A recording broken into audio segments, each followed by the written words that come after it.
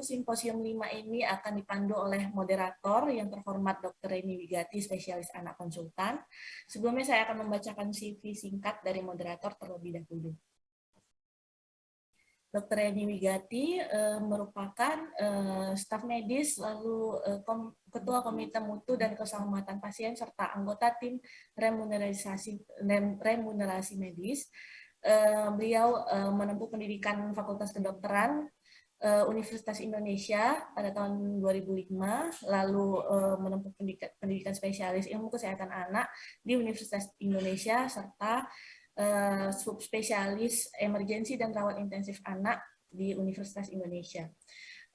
Beliau pernah bekerja sebagai dokter umum di RSPAD Gatot Subroto pada tahun 2006 dan sekarang bekerja sebagai dokter spesialis anak di Rumah Sakit Eva Sari, di Rumah Sakit Kanker dan Mais, lalu menjadi konsultan emergensi dan rawat intensif anak, lalu menjadi sekretaris Komite Mutu dan Keselamatan Pasien RSKD 2018, serta sekarang menjabat sebagai Ketua Komite Mutu dan Keselamatan Pasien RSKD. Lalu beliau merupakan anggota European Society Pediatric Radiology dan Ketua UKK Pencitraan Anak Ikatan Dokter Anak Indonesia, serta Kepala Divisi Pencitraan Anak Departemen Ilmu Kesehatan Anak FKUI RSCM. Kepada Dr. Reni Wigati kami persilahkan dengan segala hormat. Baik, terima kasih dokter. Ya, selamat pagi para peserta semua. Izinkan saya untuk memandu presentasi dan diskusi di Simposium 5 dengan topik Essential Pediatric Problems in Daily Practice. Sudah hadir bersama kita kedua guru saya yang sudah tidak diragukan lagi kepakarannya. Kita hari ini akan membahas tentang bagaimana melakukan manajemen terapi oksigen pada bayi dan anak dengan distress pernapasan, dan juga dilanjutkan dengan pemanfaatan USG toraks dan abdomen pada kasus-kasus kegawatan pasien anak. Nah, di sini sudah hadir bersama kita pembicara pertama dan kedua sebenarnya, tetapi mungkin saya langsung untuk menghemat waktu. Mohon agar CV pembicara pertama ditampilkan. Ya, terima kasih. Pembicara pertama kita Dr. Riri Fahrina Marisi, spesialis anak konsultan. Selamat pagi dokter. Beliau tentu adalah ketua unit kerja koordinasi kami emergensi dan rawat intensif anak di Ikatan Dokter Anak Indonesia. Kemudian beliau saat ini bekerja sebagai staf medik di Departemen Ilmu Kesehatan Anak di Universitas Sumatera Utara Medan, Indonesia. Dan tentu dengan track record beliau yang mungkin izin dok, tidak saya bacakan satu persatu. Jadi mari kita dengarkan terlebih dahulu. Waktu sekitar 20 menit ya dokter, untuk memaparkan airway management dan oksigen terapi in infant and children with respiratory distress. Silakan dokter Riri.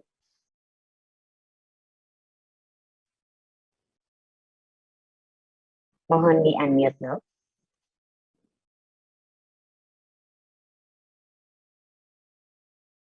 Belum di-unmute, Dokter Riri. Iya, selamat pagi. Assalamualaikum warahmatullahi wabarakatuh. Selamat pagi, salam sejahtera bagi kita semua. Puji dan syukur kita panjatkan kehadirat Allah Subhanahu wa taala, Tuhan yang Maha Kuasa. Pagi ini kita bisa bertemu ya di secara virtual dalam acara studi general PPID. Terima kasih pada Ibu Moderator, senior kami yang sangat smart dan sangat potensial, Dr. Reni Wigati, dan saya menyapa dulu guru saya juga, senior saya Dr. Evita Karyani, spesialis anak konsultan, dan Dr. Iren yang sudah masuk di sesi berikutnya, dan Dr. Dania. Terima kasih kepada IDI tentunya oleh karena ada waktu dan tempat yang diberikan kepada IDAI, khususnya UKK Area ya, menyambung ya sesi yang disampaikan dan dipaparkan oleh Dr. Iren ya mengenai mengenali dan mendeteksi bayi dan anak sakit gawat, kemudian melakukan bantuan hidup dasar ya yang paling kita tuju saat ini, oleh karena bayi dan anak mempunyai beberapa kekhususan, yaitu tata laksana jalan nafas dan pemberian terapi oksigen pada bayi dan anak dengan distress nafas. Sebagai outline kita, karakteristik bayi dan anak itu berbeda, terutama di jalan nafas dan nanti di paru ya, sehingga manifestasi klinis pada bayi dan anak dengan gawat nafas dan akhirnya menjadi gagal nafas itu tentu berbeda dengan neo dan berbeda dengan dewasa tentunya ya. Dan kemudian bagaimana kita melakukan tata laksana jalan nafas ini sendiri, dan kemudian juga pemberian oksigen serta modaliti lainnya. Kita menyadari bahwasanya perbedaan anatomi dan fisiologi itu merupakan isu yang paling mendasar yang menyebabkan bayi dan anak ini berbeda sesuai tentu dengan timeline tahap tumbuh kembangnya. Jadi kita bisa lihat secara cepat di sini ya, kalau bayi dan anak itu occiputnya masih besar ya, relatif besar, kemudian hidung relatif kecil, kemudian lidah juga jadi relatif besar dibanding proporsi dari keseluruhan wajah gitu ya, kemudian mandibelnya juga jatuh dan kecil gitu ya, kemudian epiglotisnya itu shape seperti omega gitu ya, sehingga ini menyulitkan apabila nanti terjadi penyumbatan seperti tadi pada video kita lihat Dr. Iren dan tim itu simulasi bagaimana seorang bayi dan anak apabila mengalami obstruksi jalan nafas akut ya oleh karena benda asing misalnya. Kemudian larik juga terletak posisinya lebih tinggi dan subglotisnya atau daerah di bawah glotis itu sempit. Itu pada bayi. Bagaimana pada anak? Sama saja. Jadi tetap berbeda ya. Mungkin nanti pada anak besar ya di atas 12 tahun atau remaja itu sudah mendekati dewasa. Tapi bisa kita lihat pada anak ya, terutama tentu balita.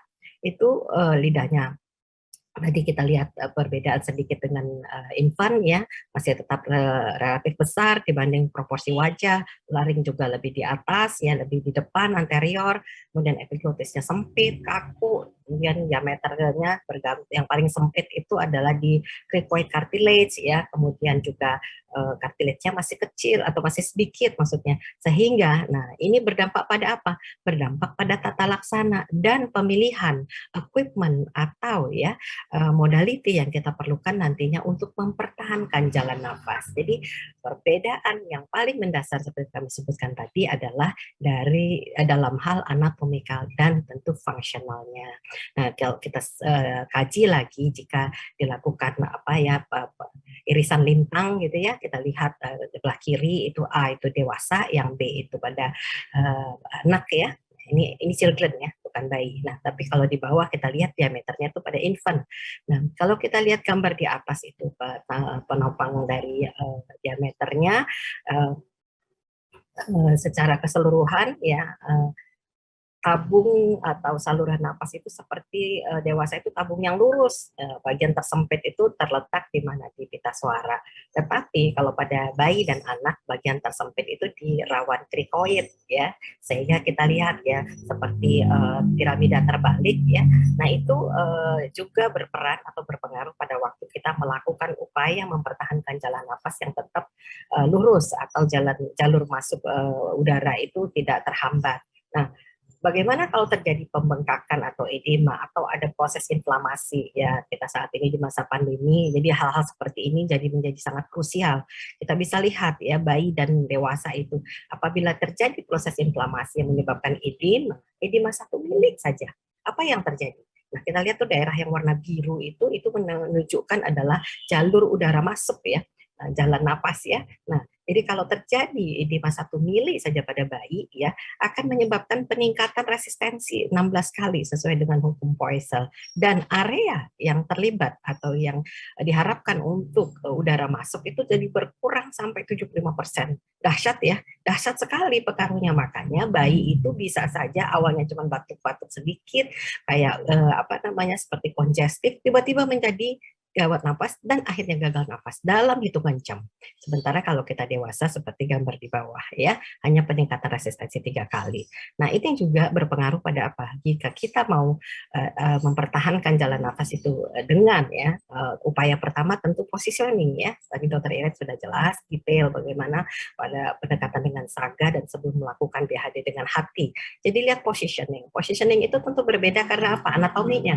Jadi kalau kita bisa lihat occiputnya yang tinggi ya masih relatif lebih besar, sehingga yang kita sangga apanya? Yang kita sangga bahunya. Nah, beda kan? Nah, kalau pada anak ya, kalau balita ini ya, jadi itu bisa relatif lebih datar. Nah, kalau pada dewasa yang disangga banyak kepalanya. Untuk apa? Untuk supaya jalan nafas itu lempeng masuk. Ya, itulah yang kita sebut dengan positioning. Atau kalau dia tidak dibaringkan, misalnya kita gendong, nah kita bisa lihat gambar ilustrasi di bawahnya, hati-hati jangan terlalu fleksi dan jangan terlalu hiperekstensi.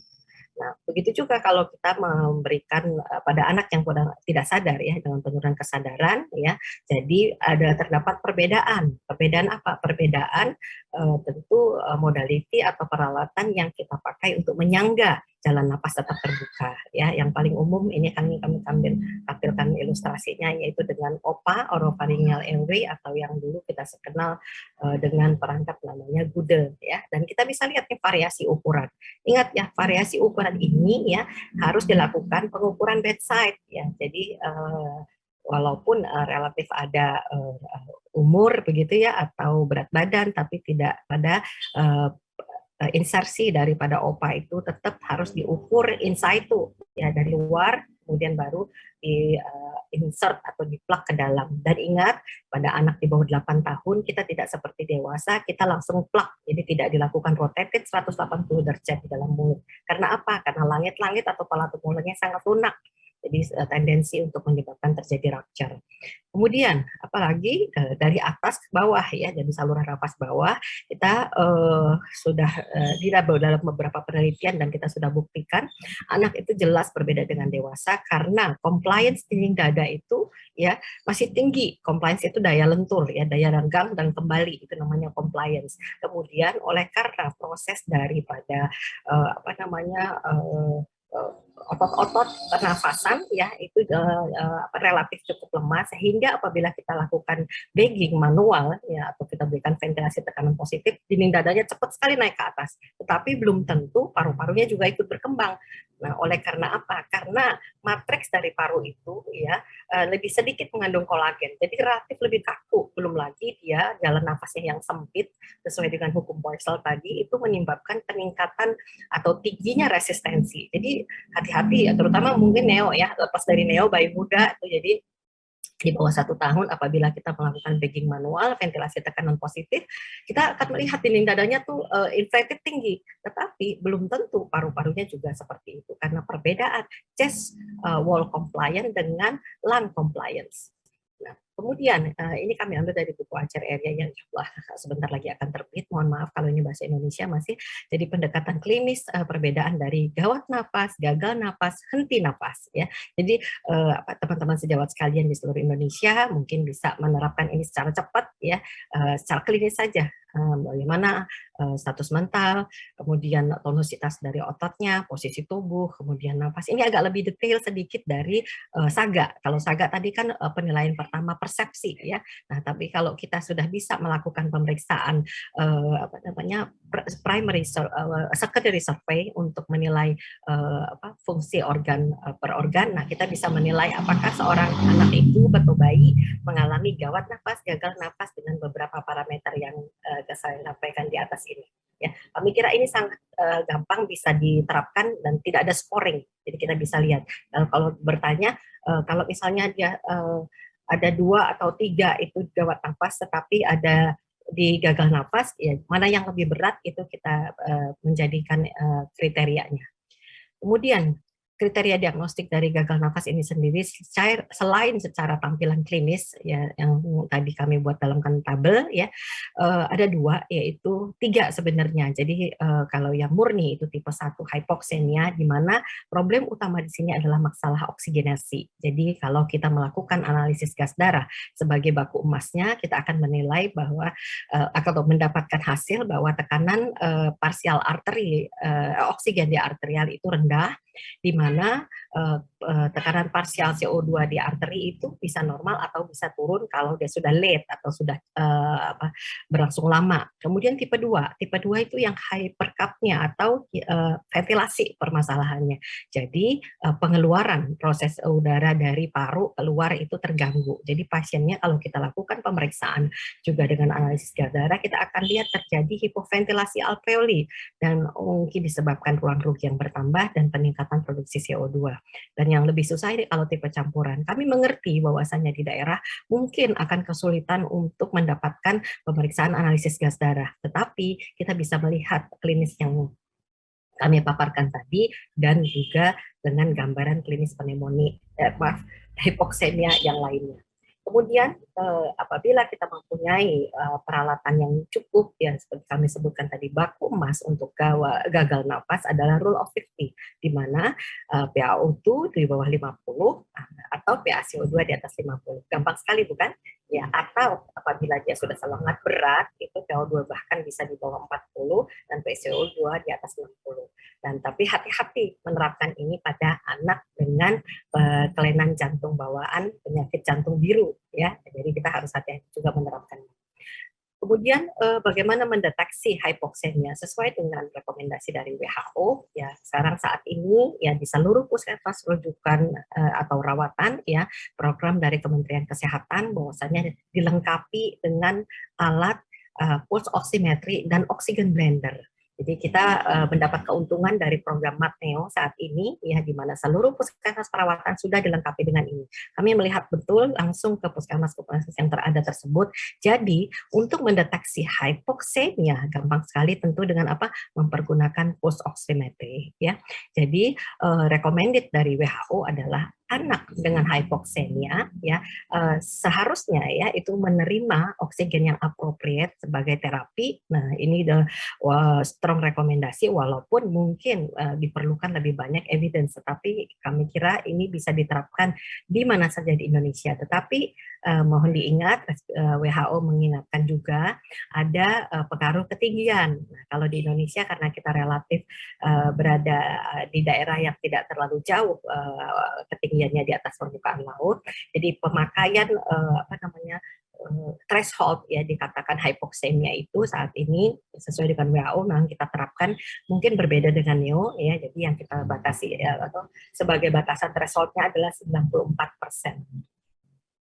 Kemudian perangkat ya penghantar oksigen. Nah, ini yang mungkin teman-teman sejawat sekalian mesti kita pahami lagi bahwasanya pada bayi dan anak itu frekuensi nafasnya bayi terutama yang di bawah 1 tahun itu cukup tinggi sehingga minute ventilasinya ya juga menjadi untuk mempertahankan stabil atau standar volume tidalnya akan kecil karena apa? Luas alveolinya juga sedikit. Jadi kompensasi normalnya memang RR-nya atau laju nafasnya menjadi lebih tinggi dari rata-rata anak. Nah, ini harus disadari karena apa? Karena bayi dan anak yang bernafas spontan, apabila kita berikan dengan terapi oksigen itu sangat variasi. Fraksi inspirasi oksigen yang akan nanti diterima oleh tubuhnya. Walaupun yang kita hantarkan idealnya seperti yang kami bikin di tabel ini. Jadi kalau kita blow by atau kita push gitu ya, kemudian dengan nasal kanul, dengan HFNC, simple mask, non-breathing, dan lain-lain. Nah ini berbeda. Jadi itu yang kami ingin mengingatkan pada teman-teman sekalian. Jadi ada perbedaan dari modality ini juga dengan penerapan penghitungan minute ventilasi. Kemudian apabila pasien kita terlihat dengan pemeriksaan pulse oximetry misalnya di bawah 94, apakah pasien kita ini hipoksemia? Apakah memang betul kalau kita memberikan terapi oksigen ini akan mengatasi persoalannya? Nah, kita harus ingat kembali ya apa permasalahan pada pasien kita ini? Apakah letaknya di alveolitnya? Alveolitnya itu kita tahu adalah dindingnya merupakan tempat terjadinya difusi gas, ya. Sehingga apabila ada penebalan alveoli, ada inflamasi, ada infeksi, ada pleural efusi misalnya, itu akan menyebabkan size-nya berkurang dan kemudian adanya gangguan dari shunt fraction atau mismatch. Jadi bisa juga ada dead space misalnya apa? Misalnya ada yang kolaps parunya, atelektasis. Jadi gradient meningkat. Nah, hal-hal seperti ini yang menyebabkan menjadi salah satu dasar bahwasanya terapi modality oksigen yang kita berikan itu berbeda sehingga nanti hasilnya juga tentu apabila tidak tepat kita akan lihat anaknya masih tetap aja desaturasi gitu ya. Nah jadi kami mengingatkan lagi sistem penghantaran oksigen itu kalau by design itu ada dua ya. Ada yang low flow atau aliran rendah dan ada yang aliran tinggi. Kemudian performa oksigen yang dihantarkan sendiri ada ya yang bervariasi FiO2-nya, ada yang terfiksasi. Nah, jadi kalau ini saya bikin sejajar, kalau yang low flow itu adalah bervariasi fraksi inspirasi oksigen dihantarkan. Kenapa? Karena pasiennya bernafas spontan, dan itu sangat bergantung pada minute ventilasi pasien. Kalau high flow system, dia terfiksasi. Nah, jadi low flow ini, ya, oksigennya akan meningkat sejalan dengan volume tidalnya. Jadi kalau parunya kolaps gitu ya, walaupun oksigennya kita berikan sampai ya mau 5 liter ya, atau mau 10 liter tergantung modalitinya, itu belum tentu apa yang kita berikan sejalan dengan fraksi inspirasi oksigen yang kita mandatkan. Karena sangat bervariasi kami sebutkan tadi. Nah, secara umum ini ya disebutkan hipoventilasi kalau minute ventilasinya kecil gitu ya. Nah, kemudian juga penggunaannya beberapa modalitinya yang seperti yang sehari-hari kita kenal. Kanula nasal, ya bikanula ya, kemudian simple mask atau mask dengan reservoir atau ada kantongan ya, kantongan penyimpan oksigen. Nah, ini adalah ini kami kutip juga dari buku ajar kita. Nah, ini adalah prediksi oksigen fraksi yang diberikan. Prediksi baru ya. Kenapa? Karena sebetulnya ya kita bisa menghitung. Nah, ini agak lebih akurat dengan menghitung rumus ini. Tapi kan sehari-hari nih kalau kita hitung dulu kalau FiO2-nya adalah berapa volume oksigen inspirasinya tambah reservoir tambah volume oksigen ruangan tambah volume tidal ya. Kelihatannya rumit padahal tidak sebenarnya. Tapi kalau hari-hari kita kerjakan kita akhirnya jadi bisa ringkas. Jadi misalnya contohnya nih ada bayi ya berat 5 kg gitu ya diberikan FiO2 2 liter per menit dengan nafasnya 40 kali per menit. Kita bisa lihat bahwasanya yang diterima atau diperoleh bayi itu jika nafasnya tetap ya, jadi minute ventilasinya tetap, lagi nafasnya tetap, kira-kira 74%. Tapi akan berubah jika apa? Jika berubah kalau laju nafasnya berubah gitu ya. Jadi ini sangat bervariasi dan tidak terfiksasi, artinya bergantung pada minute ventilasi pasien. Nah, ini kita lihat simple mask, ini juga sehari-hari dipakai bukan? Ya, di seluruh FKTP tingkat 1 kami kira ini sudah ada ya. Dengan simple mask ini kita lihat ada di pinggirannya itu ada jalur keluar untuk mengeluarkan CO2, ini termasuk juga low flow ya. Jadi FiO2 yang bisa diberikan maksimal antara 0,3 sampai 0,6. Seperti kami sebutkan tadi, dia FiO2-nya inkonsisten, bergantung pada laju nafas pasien ya. Dan ingat ya, semua ini hanya bisa diberikan pada pasien yang bernafas spontan. Dalam arti kata, dia masih mampu mempertahankan jalan nafasnya. Kalau pasien dengan penurunan kesadaran, kemudian ada kemungkinan ada obstruksi jalan nafas, mungkin modaliti ini tidak bisa dipakai ya. Kemudian juga partial rebreathing mask dengan reservoir bag ya, dan kita bisa lihat ini ada tidak adanya katup, jadi itu bisa bebas aja, udara bisa masuk bercampur antara udara masuk dan udara keluar ya. Kemudian ini yang NRM biasa sehari-hari kita sebut non-rebreathing mask dengan reservoir ya. Nah, ini agak mendekati dengan high flow system ya. Kalau kita tidak punya di tempat kita bekerja yang dengan high flow system itu, nah paling tidak ya kita bisa memberikan pertolongan apabila anaknya sangat hipoksemia ya, dengan penggunaan non-rebreathing mask dengan reservoir ini dapat memberikan FiO2 yang cukup tinggi, rata-rata di atas 80%. Nah, kemudian teman-teman saya tuh di Bangladesh ya, mereka sama seperti kita, latar belakangnya mungkin lebih susah ya equipment-nya. Mereka mencoba pada bayi dan anak yang dengan respiratory distress, ternyata nggak cukup cuma FiO2 saja. Kenapa? Nah, tadi kami sebutkan permasalahannya bisa jadi di alveoli. Alveolinya itu sedikit kolaps atau banyak daerah-daerah yang mengalami shunt fraction, sehingga dibutuhkan suatu tekanan aliran ya, suatu aliran yang kuat, suatu tekanan. Nah, ini salah satu modaliti yang dapat kita terapkan adalah penggunaan bubble CPAP. Mungkin kalau pada pasien pediatrik penerapannya tidak semaju pada teman-teman di neo oleh karena variasi kasus yang ada, tetapi teman-teman di Bangladesh sudah membuktikan pasien anak dan bayi dengan pneumonia diberikan dengan simple CPAP ya, yang diberikan seperti kami sebutkan di gambar ini ya, dengan ada oksigen blendernya, kemudian oksigen dengan untuk sumber oksigen ini ada di puskesmas, semua puskesmas perawatan punya seperti ini ya. Jadi bisa menghasilkan tekanan, kemudian ada bubble-nya ya, kemudian salah satu ujungnya ditutup supaya bisa satu jalur ya. Nah, ini bisa diterapkan di daerah perifer dan mereka menerapkan ini sebagai suatu bubble CPAP ya. Dan setelah ini nanti kita akan bicarakan tentang high flow oksigen. Jadi tadi yang low flow ya, dan ini adalah yang high flow. Nah, high flow oksigen terapi ini prinsipnya FiO2 yang kita berikan itu dapat dijamin akurat. Jadi tidak bervariasi, tidak bergantung pada menit ventilasi pasien. Dan ini cukup baik apabila pasien atau bayinya itu, anaknya itu mengalami penurunan kesadaran karena kita tidak tidak bergantung semata-mata pada napas spontan.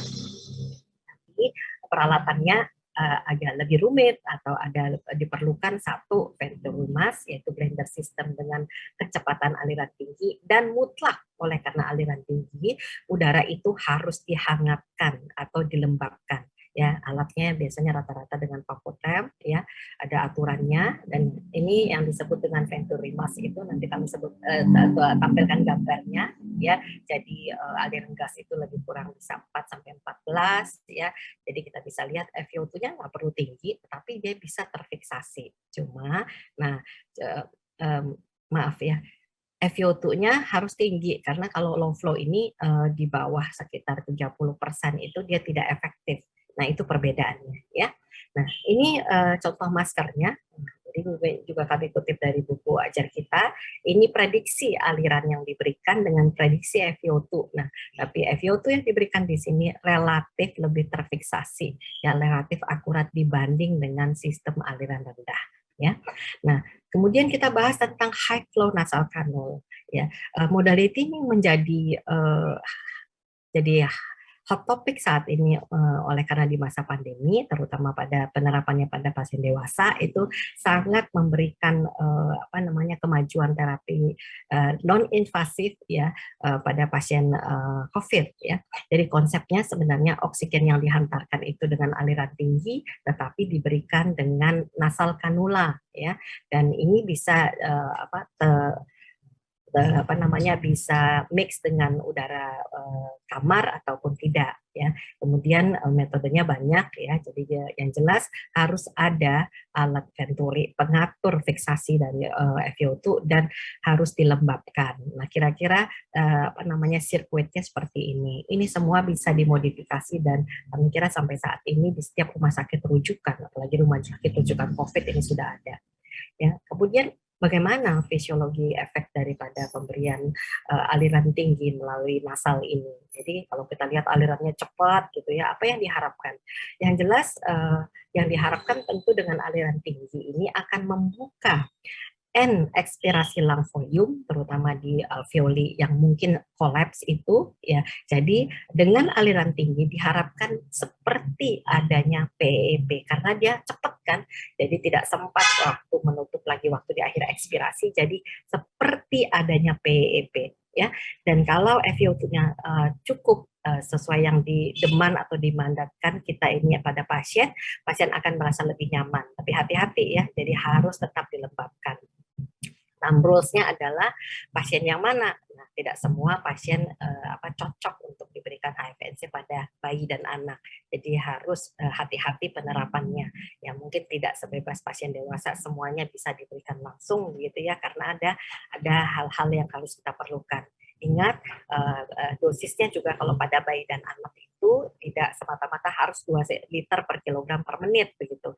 Nah, kemudian penerapannya di ruang ICU, di luar dari intensive care pun masih saat ini masih harus perlu dibuktikan efektivitasnya ya.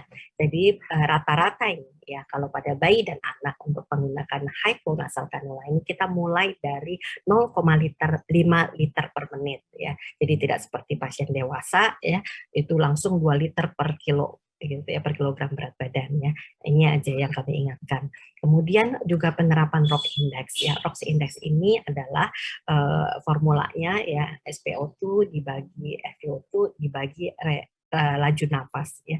Jadi indeks ROC ini ya bisa diterapkan pada pengalaman kita, dan walaupun mungkin memerlukan evidence base yang lebih besar ya, itu pada anak di atas 3 tahun atau 4 tahun sudah bisa diterapkan. Dianggap successful apabila ROC indeksnya di atas 4,8, itu cut off point-nya, dan direkomendasi intubasi apabila nilainya di bawah 3,8. Jadi apabila seorang bayi dan anak ya siap, ini algoritmanya. Kemudian ini advantage-nya juga ya, penggunaan high flow ini, seleksi pasien paling penting. Kemudian juga ingat tadi ya, kita berikan PEEP ya, dan tidak perlu sedasi, jadi ini sangat non invasif. Dan jika apabila HFNC ini gagal, kita pikirkan apakah ini ada kontraindikasi atau ada obstruksi ya. Dan kemudian kami sebutkan di negara-negara maju terutama ya sudah menerapkan HFNC ini dengan dapat menurunkan sampai kira-kira 30% kebutuhan untuk intubasi, yaitu jadi sangat potensial untuk dilakukan di daerah remote area, dan bahkan dapat untuk dilakukan untuk transport pasien. Dan juga ini adalah algoritma, ini rata-rata ini sudah kita terapkan, nanti ada di buku ajar ya, untuk bagaimana preoksigenasi pada pasien anak yang mengalami gawat atau gagal nafas dengan pendekatan low flow dan fixed flow. Dan ingat, jadi kalau apabila anaknya masih ada nafas spontan, kita upayakan tetap untuk melakukan modality yang non-invasif sampai akhirnya apakah perlu diberikan dengan non-invasive ventilation ya, kita tidak bahas pada hari ini. Dan non-invasive ventilation ini bagian parsial yang kami terangkan tadi adalah dengan CPAP dan HFNC dapat dikerjakan di seluruh tempat rumah sakit rujukan tingkat 1. Jadi kalau FKTP low flow, fixed flow bisa dilakukan di rumah sakit rujukan pertama. Jadi pesannya yang kami harapkan ya, terapi oksigen ini sangat penting pada bayi dan anak sakit kritis. Banyak modality yang dapat dikerjakan atau dibantu atau diberikan, tetapi tentu bergantung pada affordability, availability, dan capability dari orang atau peralatan yang ada. Ya, jadi penggunaan HFNC terutama pada gawat napas dan saluran napas bawah ya, kita tahu pneumonia merupakan salah satu dari 10 penyakit terbanyak, sehingga harapannya dapat menolong morbidity dan mortality bayi dan anak yang mengalami gawat nafas dan gagal nafas, sehingga mortality bayi dan anak itu dapat diturunkan. Demikian yang dapat saya sampaikan, mohon maaf kalau waktunya lebih 1-2 menit. Terima kasih atas kesempatan yang diberikan.